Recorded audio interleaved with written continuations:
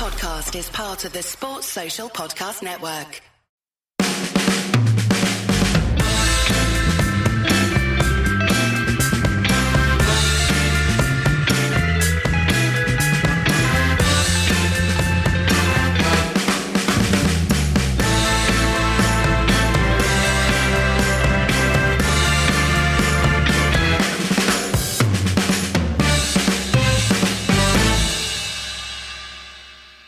All right, Tom, Newcastle fans took a lot of joy in seeing that Erik Ten Hag would be sacked in the morning. Should he be? What a question to start. Well, we can go on to the easy stuff. Should we fix Israel and Palestine first, or should we go into the football? Yeah, we could do it. And climate change, which is ravaging. Oh, yeah. I don't want to think about anything. Should Ten Hag be sacked in the morning? No, but I also... Well, he shouldn't, but I also don't think that this man is going to turn this around. And I think both things can be true. But then also it's like, if I don't think Ten Hag is going to turn this around, what's the point of prolonging it? But I think tonight was almost like a final nail in the coffin. He said in the United programme before the game that we are close to turning this around, or I have full belief that we will turn this around and we will get back to our best. And then you see a first half performance like that, and you're like, "What? Wow!" That is about as bad. I mean, it's so hard to compare to previous, because there's been so many embarrassments. There's been so many bad performances. But considering the team that Newcastle put out tonight, they basically had about six fullbacks playing for them. And Matt Ritchie was playing for them. All four of the back four were fullbacks. And then Matt Ritchie ahead of them, and then they even had two fullbacks on the bench just for good measure. And we were outclassed by them. We were outfought by them. We were outthought by them. The quality in their team in comparison to us was like, it looked like light years. The tactical game plan looked like light years between the two times. It was awful in every single aspect. And then that's why I kind of think Ten Hag isn't going to turn this around.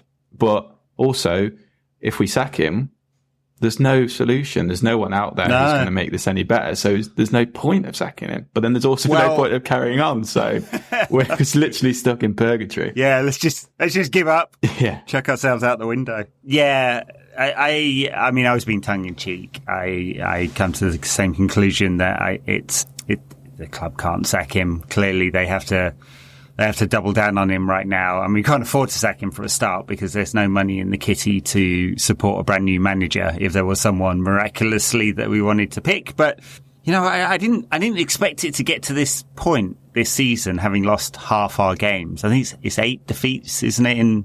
I think it was half before tonight, and then now we're tipping in the wrong direction. I mean, it was already bad enough, but yeah. Yeah, so I didn't expect it to get here, and the injury crisis has obviously had a large impact, and it is the big mitigating factor. But, and we've talked about it before, I don't see Ten Hag in this team. I can't understand why after 18 months at the club he's not been able to imprint Ten Hag. He said after the defeat against City, "No, I can't play the Ajax way. We're never going to play that way, because I haven't got the same players," basically. I'm paraphrasing. But we have spunked £400 million on players that he wanted. No? I mean, and even if they're not his players, I think to other new managers, including the absolutely insufferable twat on the opposite bench tonight, Eddie Howe, or Andrew Postecoglou, who is a proper decent bloke, and they were able to create a style for their team in much shorter periods of time. Yeah. So I just find it really hard to believe that even if you don't have faith in the players you've got that are not injured, that you can't get them playing in the way you want. It feels like he's just dumped all his principles, all of them. Yeah, there's no philosophy, there's no style, and I hate Eddie Howe as much as the next man, and I don't want to give him any credit for what he's done, but I think he needs a little bit of credit, because you see the way that they play with the verve, the intensity, and And I don't think there's much to the tactics of Newcastle. They're almost a bit like Atletico Madrid, aren't they? They get in your face. Compact and break. Yeah. Yeah, exactly. But like, why can't we be like that? That's what Ten Hag spoke about in the summer, about being a transition team, about it being intense. We've got nothing about us. Like, there's nothing in an offensive perspective. Like, there's no patterns of play that we have. There's no defined style in any respect. There's no, and there's also no intensity. I think the intensity is the worst thing about United this season. It's just so like, ugh.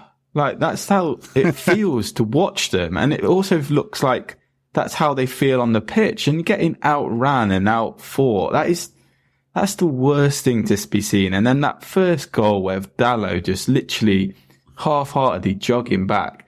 I said it on Twitter, like, if I saw one of my players at five-a-side doing that, I'd lose my head. And I lost my head watching it tonight. It's like, that is embarrassing. That shouldn't be happening that was so bad. Professional football level. It should not. You see that, and then you remember he's just been given a new 5-year contract. And you're like, oh my God, we make the same mistakes over and over again as a club. It's, yeah. I mean, the thing that worries me most is we got used to some of the poor performances from some of the players. We know the restrictions of some of these players. So Dalot, we know he loses focus, gets in the wrong position. Lindelof gets bullied. Maguire's slow. I mean, there was a hilarious moment in the second half. Was it Callum Wilson out-sprinted him? Callum Wilson, whose legs are falling off. He's injured so often. And you can go right throughout the team. Like, do we know what Mason Mount is yet? Casemiro's legs have clearly gone. Hannibal's a walking red card. Absolute miracle he didn't get one, because he absolutely slapped a Newcastle player after, like, 3 minutes after getting a booking. Anthony is, I was going to say he'd look expensive at 40 million. He'd probably look expensive at 20 million. There's just nothing coming from him at all. Garnacho had one of those games where you go, okay, yeah, maybe giving him a few minutes off the bench at this stage of his development is the right thing, because nothing was working out. I mean, Livramento completely bossed him all game. And so, like, we know the weaknesses of the players, but the thing that really has me worried is just how little of a team this really looks. And it just shouldn't be I don't care that there's, still 5 or 6 injuries or however many it is. Now, especially Martinez and Shaw, important players. I don't, like, the rest of them should understand what it means to play for a Ten Hag team. So what is going on in training? I mean, there's this kind of ongoing conversation, I'd say, or murmur from people around the game that he has them working really hard and it's a lot of physical work. Maybe, but they're not working on, like, how to pass the ball to each other, how to move into space, how to do anything you'd expect of a top team. And also, if they're working hard, then surely they should start games fast. They should surely be in an intense mode. How can we start like that with such a lack of intensity? If we are working hard in training and we're working intense, then on the training pitch and maybe in the warm-up, like, how can we start like that? And you see Newcastle every single time they play. Like I said, I don't want to give any credit to Eddie Howe, but the way that they start out of the blocks should be the way that, even if we can't pass the ball between us and we can't make 5 passes and we can't make 5-yard passes, at least run a bit. Like, that's what pisses me off so much. Like, even just going back to Ollie ball, like, be compact in defence and then fasten the... Yeah. That is the deeply worrying thing. And it's a style, a defined style. We haven't got anything at the moment. I was going to say he's given up on his principles, but maybe it's even worse than that. Maybe he's, like, decided that his principles are, like, he can't fulfill them because he hasn't got the players he wants, right? And so it's something else, and he's chopping and changing systems and styles and personnel, trying to find a solution, but it's clearly not working. And I don't think, how many games have we had now? 15, 16? Is it 16?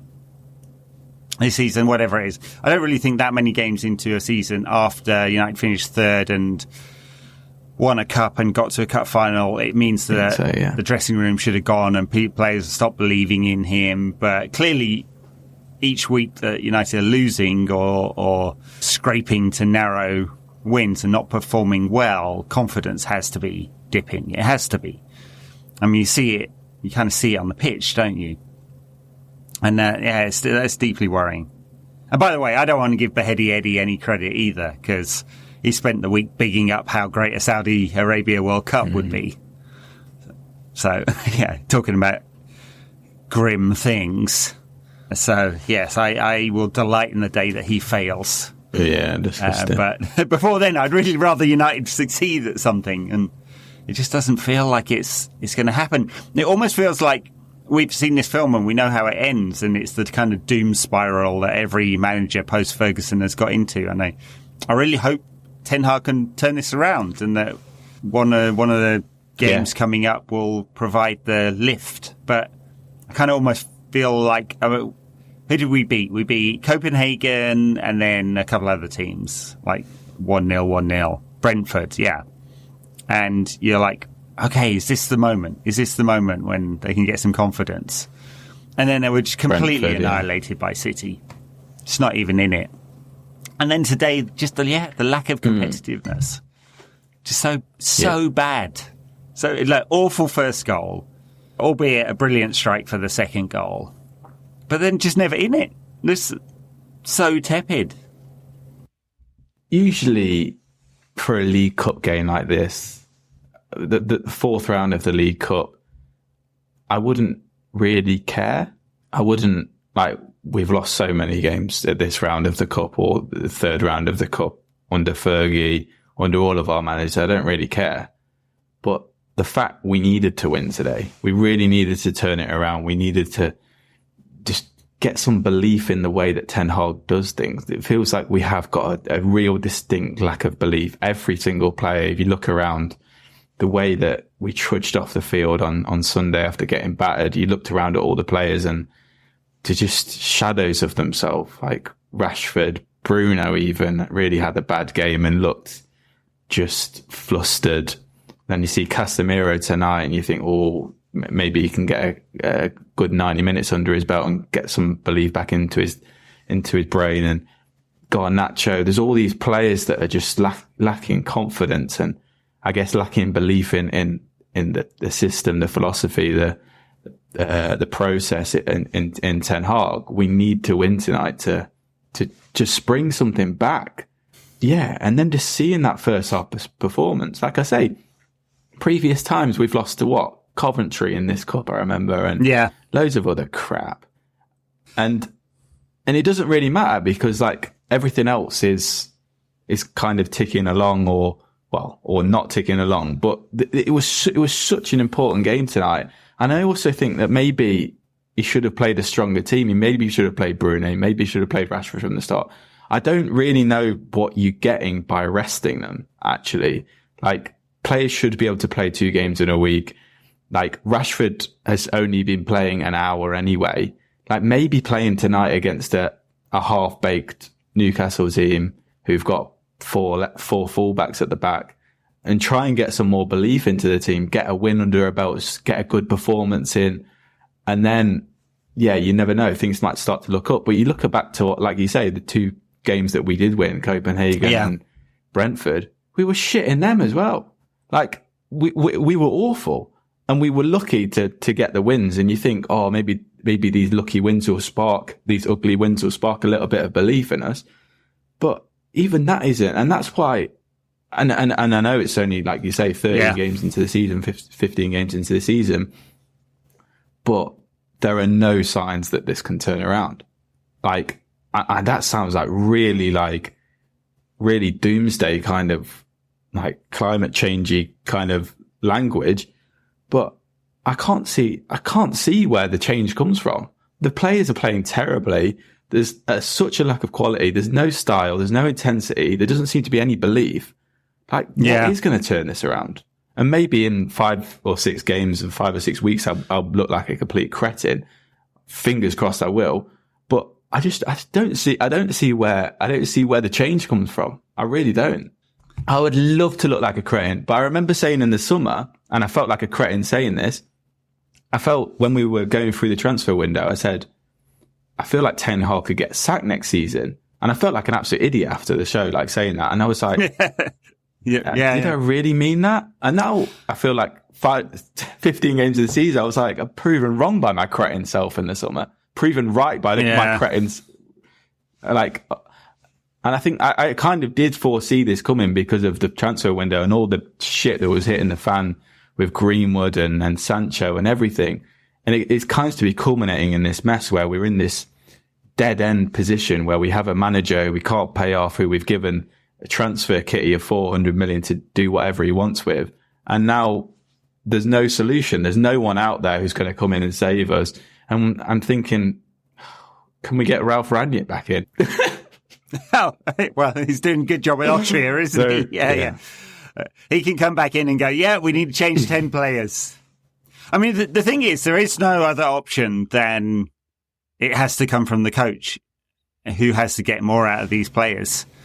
Because, I mean, sure, firing the manager and getting someone else in a kind of desperate move, there's not going to be some major investment coming in January, not with United's FFP position, unless Ratcliffe comes in and injects, I can't remember what you're allowed, is it 105 million of equity, something like that. I mean, it's made more difficult with the UEFA squad cost rule. I think he could inject equity in the Premier League rules.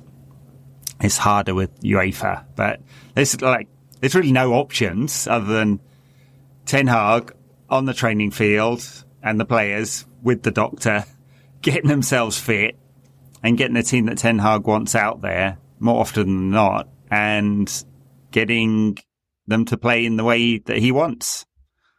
But you get caught in this doom loop, don't you? And like every manager, I think the doom loop is a really good point. I think that's what we are stuck in. I think that really rubs into the players' psychology as well. That the players, especially the ones who have been here 5 or 6 years and have been through this cycle of new manager after new manager after new manager, psychologically, I feel that they're coming to that point where they think, okay, we've got to this point where it's not working again and we'll get rid of the manager and we don't really have to try and train him because we know in 4 or 5 games time that then this guy will be gone.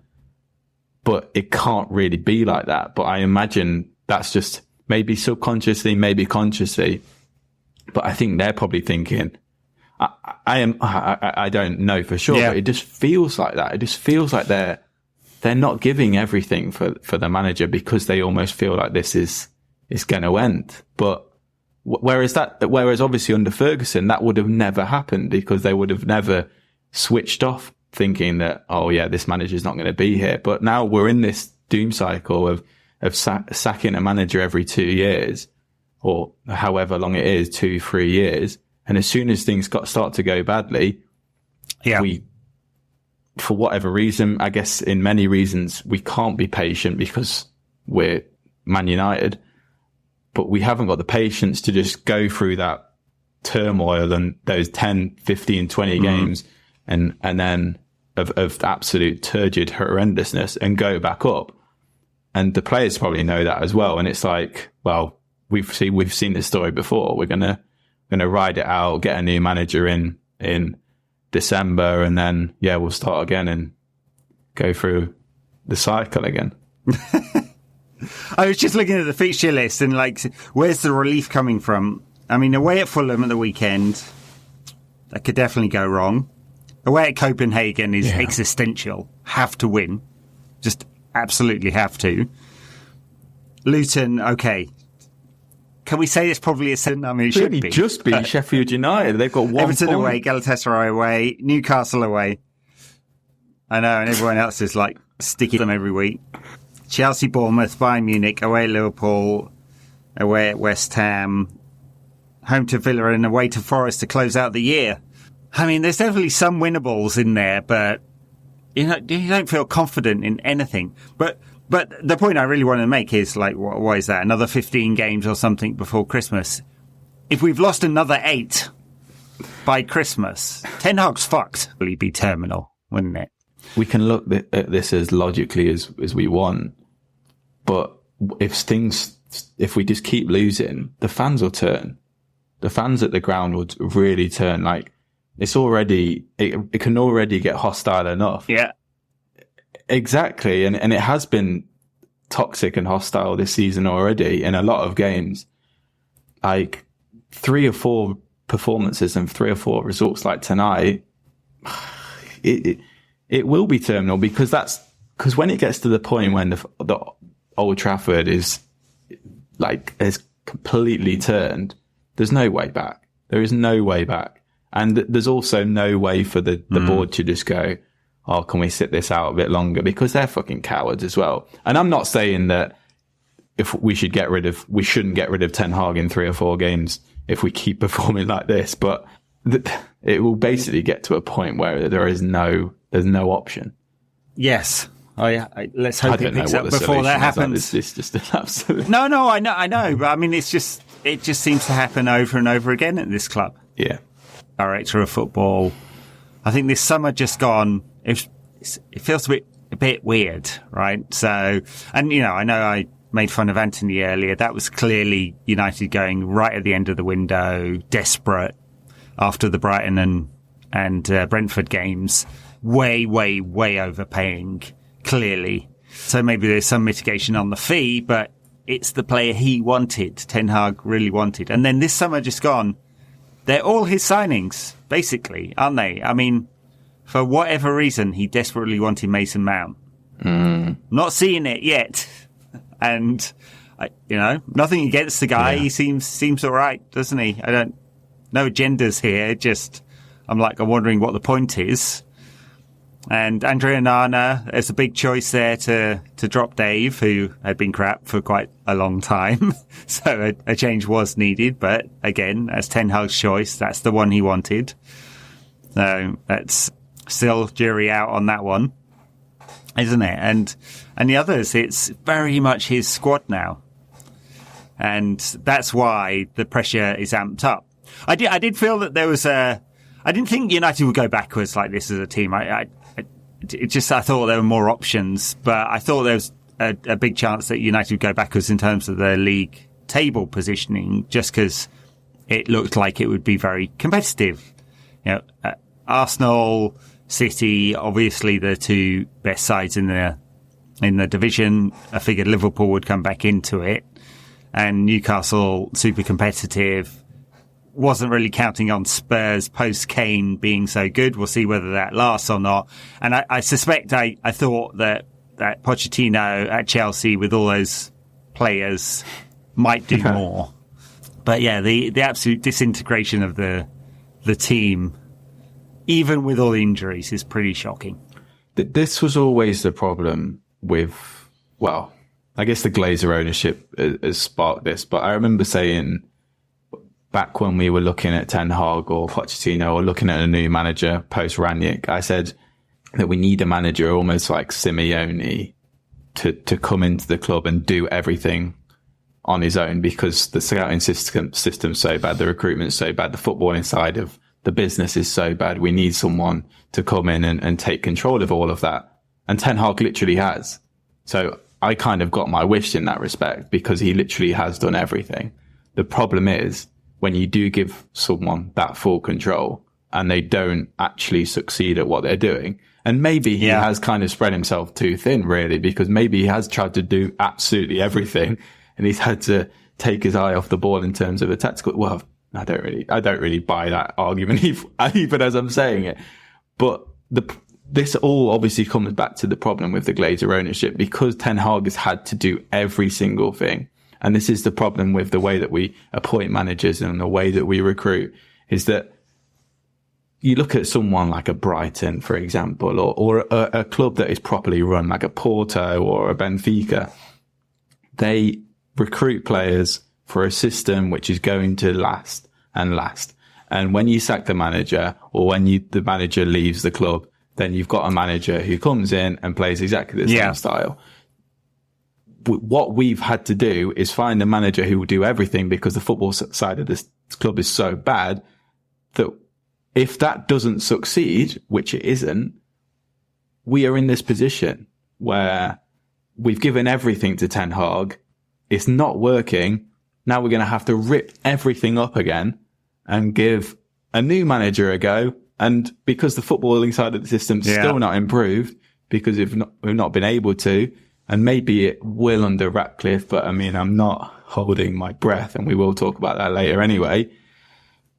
Then it's just going to go around in this system, and that's what's the problem with United. Like, we've had we've had Van Gaal, we've had Moyes, we've had Van Gaal, we've had Mourinho, we've had Ole Solskjaer, and none of them and now we've had Ten Hag, and none of them follow suit, and none of them are the same, and none of them follow a same system. And Gary Neville was criticised by quite a lot of people for his comments on Sunday and say this is a Glazer ownership problem. And Carragher was saying, oh, that's kind of nonsense and all that. But he is right. He is fundamentally right. Ten Hag is also can't get away from this scot-free, and the players can't get away from this scot-free because they were an absolute disgrace tonight. And been a disgrace all season.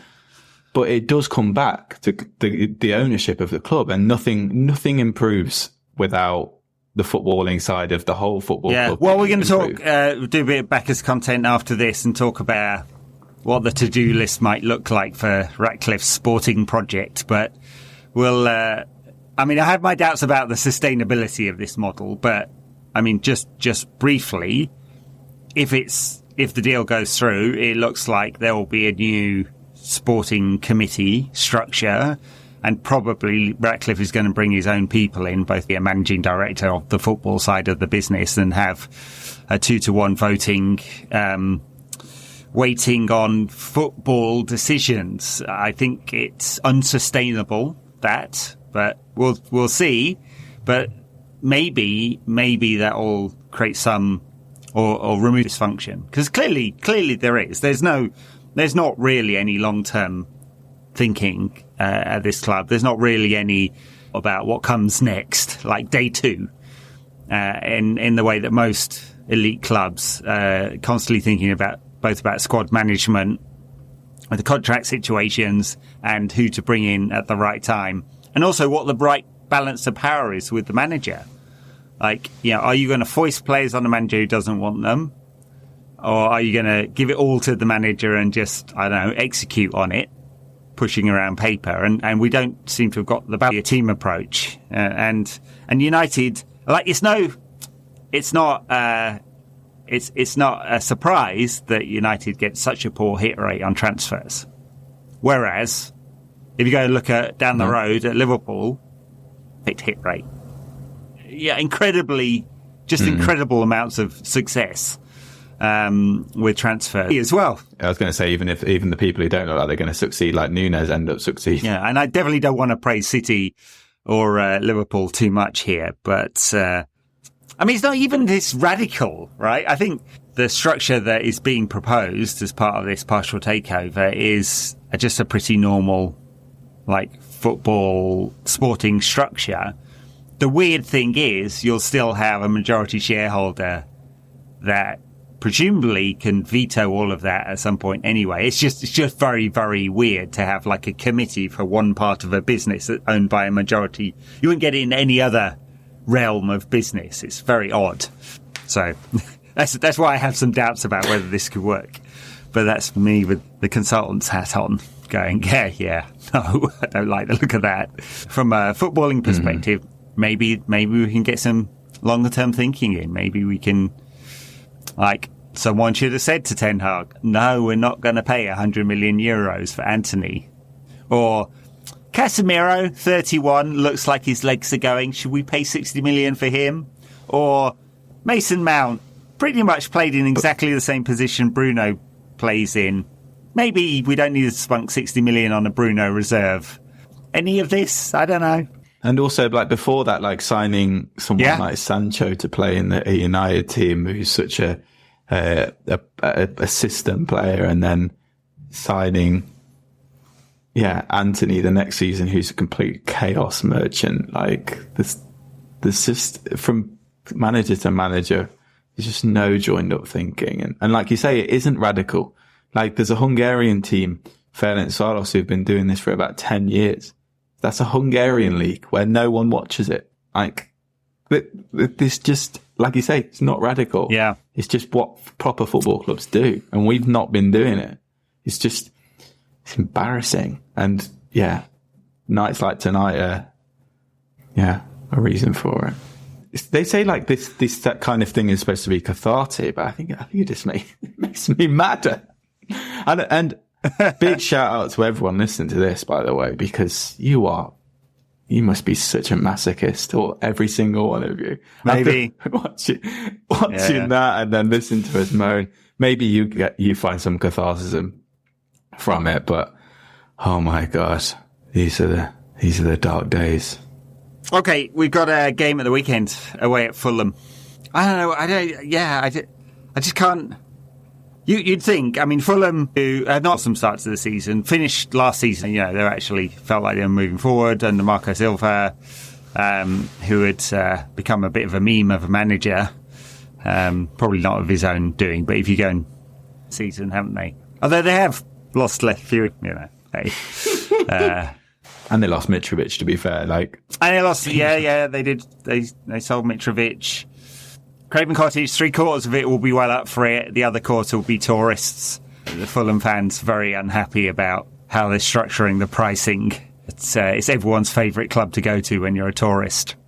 Do they still have that neutral stand? They used to have that. I think the last time I went there, they had a neutral stand.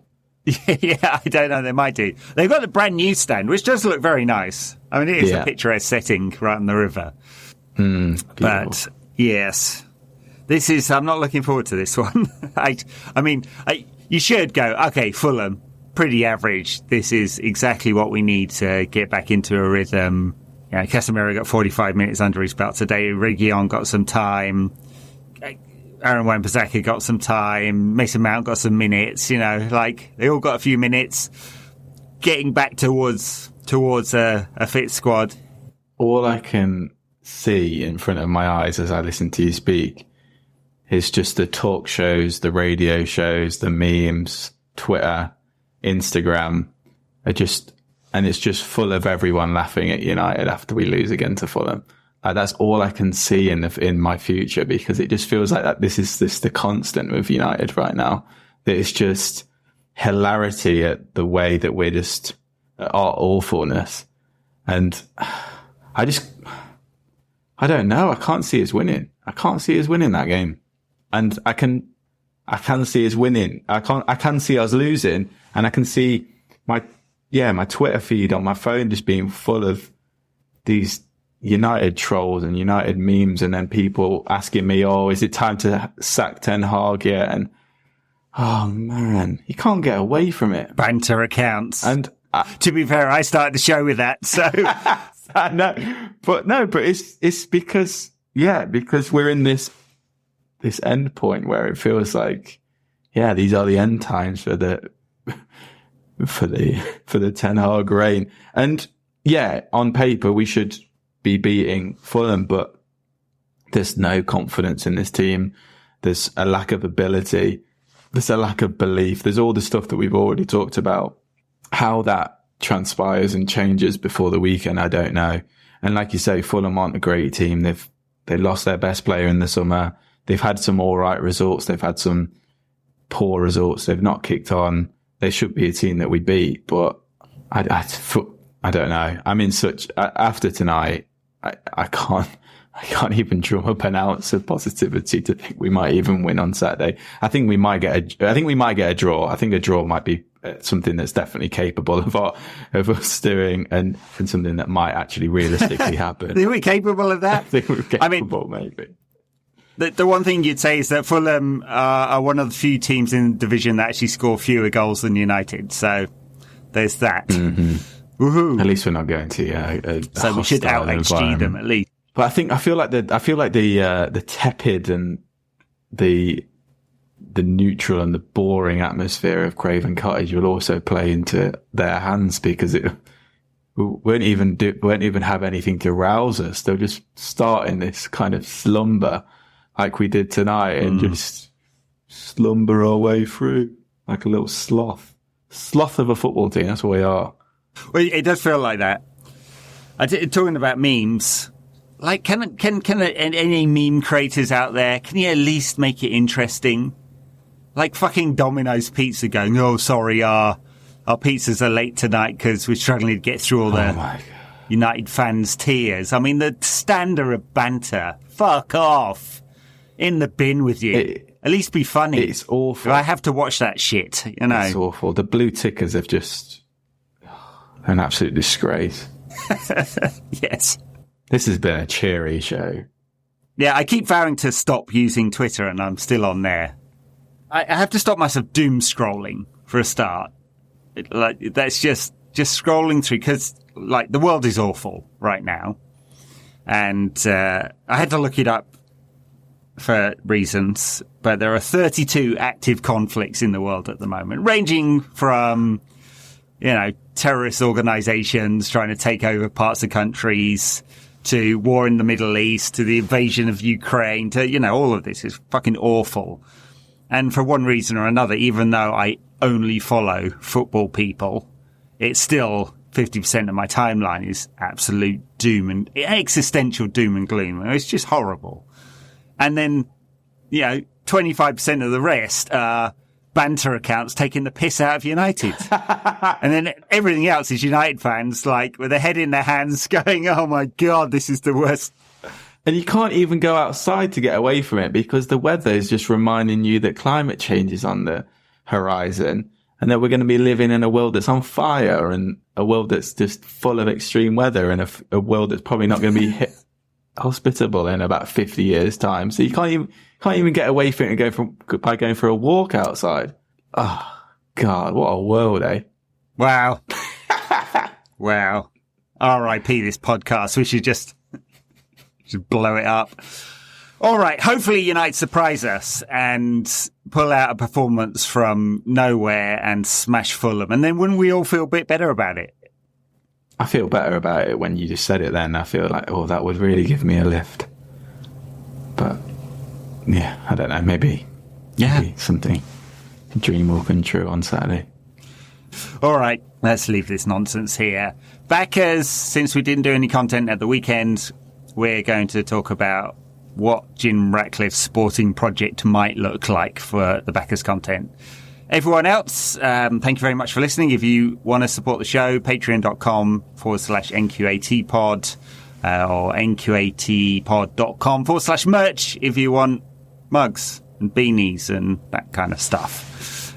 Thanks, everyone, for listening, and we'll catch you soon.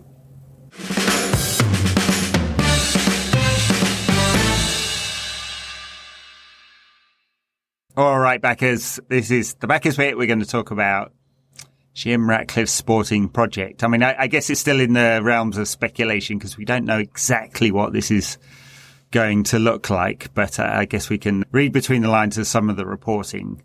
It's not been sealed, the deal, so I guess there's still negotiations on the dotting the I's and crossing the T's, even for large-scale M&A. This is very slow, very slow. And we're coming up on the 1 year anniversary in a couple of weeks' time, aren't we, of the announcement of the strategic review. Wow. What a year it's been. Yeah. What a year. Magical. Yeah, shit. Thinking about, like, the hope that we had about a year ago. Thinking that, oh, yeah, maybe, just maybe. Because I didn't really have any skepticism that initially, especially that the Glazers didn't want to sell or the Glazers only wanted a minority stake. It felt maybe I was being way too over optimistic and way too enthusiastic, but it felt like, yeah, this is the turning point for United. This is the point where we get rid of the Glazers. We get probably a dodgy billionaire. Thank God we didn't get Qatar, but we get a dodgy billionaire who sorts out the footballing side of things. But yeah, we're 1 year on and still not a resolution, but at least potentially having a glimmer of light on the horizon, potentially. Yeah. Well, so if you want to take a positive spin on this, from reading between the lines of the reporting, it looks like, as we mentioned on the main pod, that there is going to be some kind of ceding of control from Joel Glazer to Ratcliffe's team, INEOS Sporting Group, who will control the football side of things. As I said, I have my doubts about exactly how that's structured, and the reason I have doubts is that Ratcliffe is not going to be majority shareholder of the business overall, and so it's pretty unusual to give a minority shareholder some kind of like board seats, for any kind of serious stake above sort of 5 or 10%. But actual control of significant parts of the business is a very unusual model, and clearly the contract is going to have to be very, very tight to allow it to be sustainable. Otherwise, you get into a situation where Joel and Avram can just basically outvote them and change the structure. So I imagine, as we've talked about before, like that's contractual, and then there's some kind of pathway through call options for Ratcliffe buying more and more shares over the next few years, and getting to a position where he's the majority shareholder and fully in control of the club, right? So let's just make that assumption. But reading between the lines of what the reporting says is that there'll be this new sporting structure, Ratcliffe's in control, and then what we were going to talk about is what might that look like. So at the moment we have Joel Glazer, chairman, Richard Arnold, CEO, Murtagh as the director of football, Andy O'Brien as his head of recruitment, and Darren Fletcher as the technical director. I'm not sure anyone's quite sure what his job is.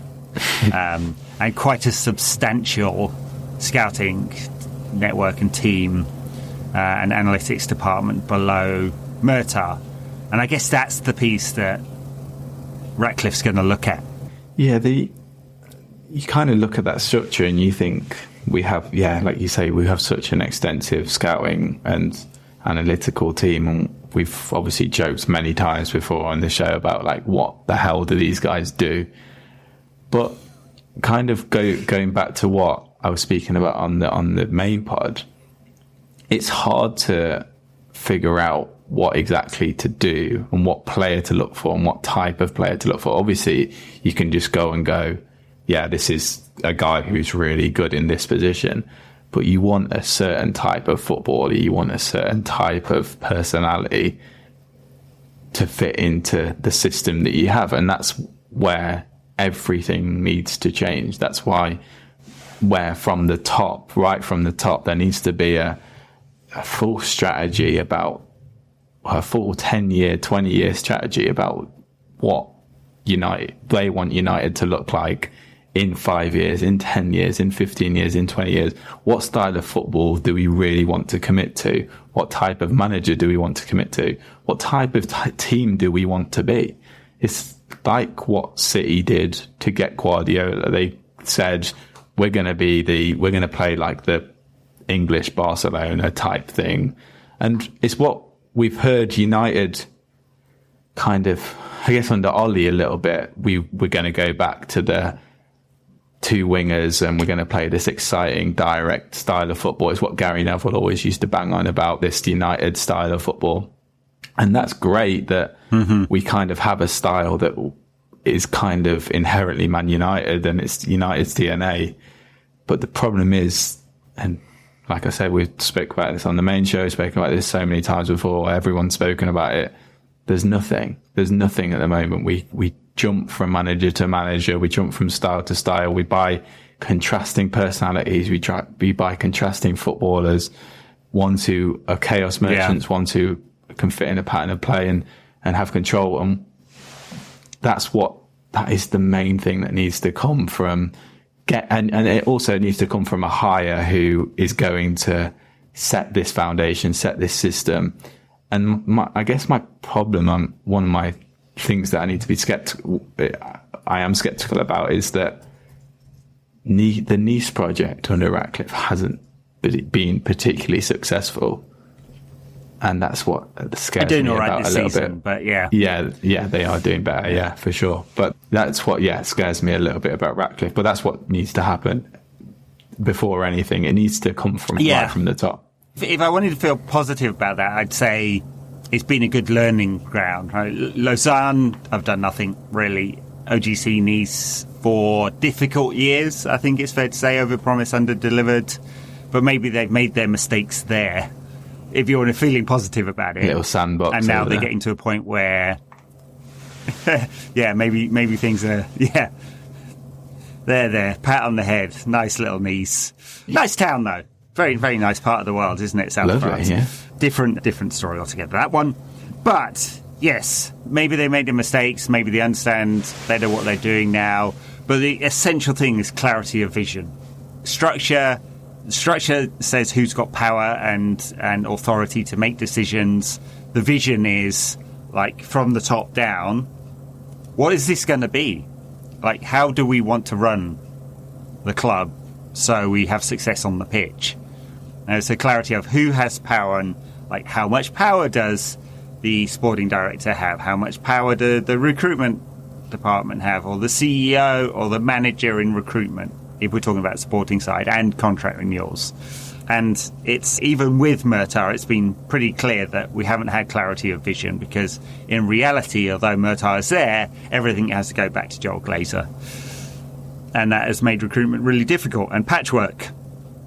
You know, a mix of really expensive signings and loans, and patching over gaps in the team versus really having a clear vision about what it is we want to achieve. So I think that's if top of my to-do list would be, how do we run this? Like, everyone can be on the same page. And if in that Ten Hag's like, no, I want absolute veto, and the new partial owners are coming and saying, no, that's not how it's going to work, then it would be bye-bye Ten Hag, right? So if that clarity of vision comes in and Ten Hag can't live with it, then that's his problem, really. But it seems to me that's exactly what we need. And then you have to go execute well, of course. You have to do the right kind of due diligence on players, so you don't get a player who, I don't know, beats up 3 of his girlfriends, or goes on strike and won't train, or even worse than that, or can handle the pressure, or exactly what they're going to give to the team. So, and in terms of personnel, there's Jean-Claude Blanco, Blanc, isn't it, who became the INEOS Group CEO, but he was at Juventus before that, and there's a lot of talk that he will have some kind of role at United. I don't know how true that is, but it would make a lot of sense given his prominent position at INEOS Sport. And then there's a lot of speculation about Paul Mitchell, who is a Mancunian, I believe from the right side of the tracks, and available, and has obviously done a lot of good stuff at a number of clubs around England and Europe. So maybe that'll be where we head.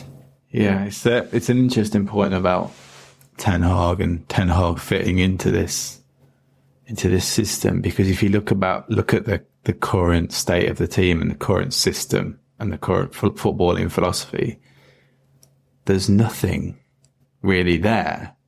So I guess in a way, in one hand, you could say that's actually a good thing, because if we do create this vision, but the vision's not going to happen overnight, it's going to take a long time to come up with that and get the right pieces in place.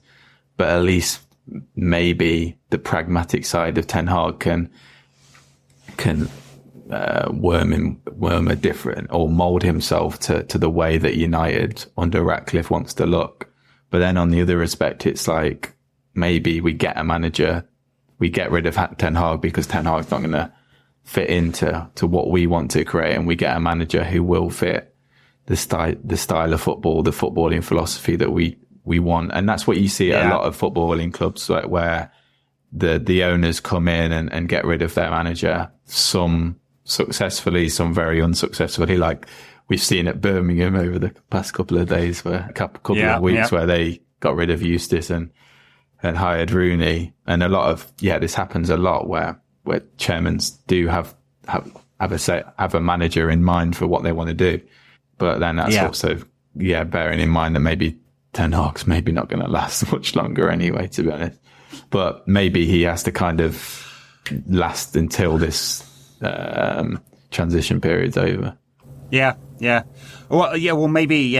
I mean, the noises coming out of the Ratcliffe camp are that they like Ten Hag. There was someone they had looked at previously for the Nice job, and and they're supportive of him being the manager. Of course, then the other question is, apart from the structural stuff, is can they find money somehow to support Ten Hag in the winter transfer window?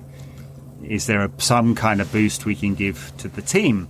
I mean, if it hasn't closed by then, I can't see anything bar loans, really, because United are going to be very, very high. They had paid down their revolving credit facility, but the last financials makes it look like it's really high again. And given that this is not the period where all the income comes in, it may even be at 300 million by the time the turn of the year. We owe about 300 million in transfers, and it's 560 million in debt, primary debt. So, yeah, at some point soon we'll top $1 billion in debt.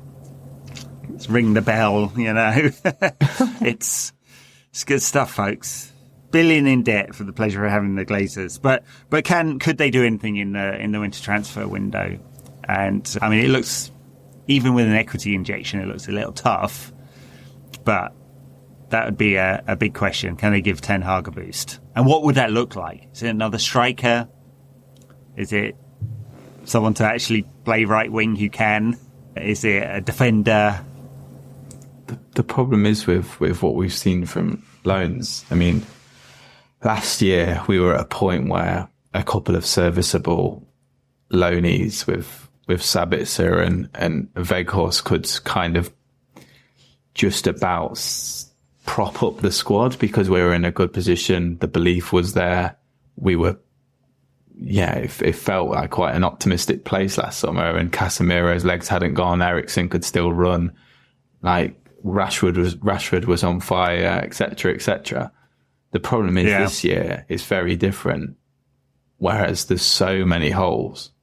When we've seen with signing someone like Amrabat, who was a player who was readily available because maybe he's not good enough, and we've not seen anything to disprove that so far. Trying to prop up this squad with loanees is a very different situation. It's a very different scenario, and we've seen again from, sorry to use Amrabat as another example, but we've seen when we're trying to improve the squad with players who aren't quite good enough, that we get a situation like this where a loanee isn't going to make this side any better. It isn't going to prop it up. It's not good enough, and it's not what we need right now, because we need so much more than, we need so much more in so many different positions. Yeah. Well, that'll be one of the big decisions. But yes, I think you're right. Another loanee is probably not going to be transformational. Amrabat, we're getting pretty much what I thought we'd get from him, to be honest. He's. I mean, at least they had the foresight to do that as a loan, so they don't have to convert it to. I mean, it's quite an expensive loan fee, but they don't have to convert it to there's no obligation there, and no triggers for an obligation either. So if they decide after the year that he's not quite good enough, they can dump him. We'll see. Maybe he'll improve. Maybe he's just still finding his feet. All right. Well, I was trying to think of some optimistic reasons. I mean, of course, the worst scenario would be that it drags on and it drags on and it drags on, and they haven't sorted this out by Christmas in time for planning for January, and it's not clear who has control or what. And we still have the Glazers calling the shots in January, and we can go loan Wout Weghorst again. How's he doing, old Wout? I think he scored at the weekend. I look at his flash score. I think he scored 1 goal in 7 league games for half of 9. But to go on to that point, to try and put a positive spin and an optimistic spin on what has been a really horrible negative day or a negative week, is that at least there is kind of some glimmer of hope, and there is some shining light in the distance. Because what is worse than what is potentially going to happen with Ratcliffe, and maybe, potentially not the greatest, it's not the ideal scenario, it's not a full sale, blah, blah, blah. But at least something is being done, because, I mean, in an alternative universe, we could literally have the Glazers for the next 15, 20 years and nothing will ever change, and it'll just become more and more decrepit, and there will be no glimmer of hope. There'll be no optimism. Whereas at least like there is something that's being done to the footballing side of the business here. And we are, and someone who has worked at a professional footballing team with experience and using maybe using that club as a sandpit to maybe transform United. At least that is potentially going to happen. Whereas, literally in an alternative universe, we could just be trudging on and on and on. So at least there is kind of some optimism. I'm skeptical about how optimistic I need to feel at the moment, because it's hard to feel too optimistic about anything at United. But at least there is something that's happening and a potential upside to this. All right, we'll leave it there. Thank you very much, backers. We appreciate your support. I hope you're enjoying the videos that we've been posting. Go and smash that subscribe button on YouTube. We can top the 500 or so watches we've got so far. It's early days for this. It only took 675 episodes of this show for us to join the 21st century and let you lot see our beautiful faces.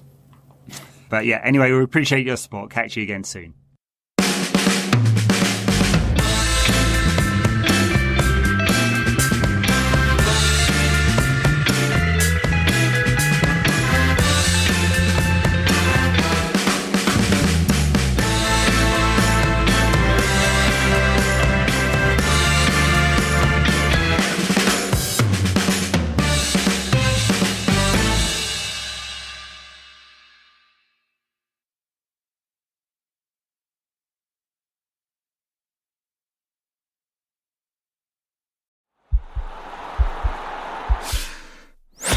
This podcast is part of the Sports Social Podcast Network.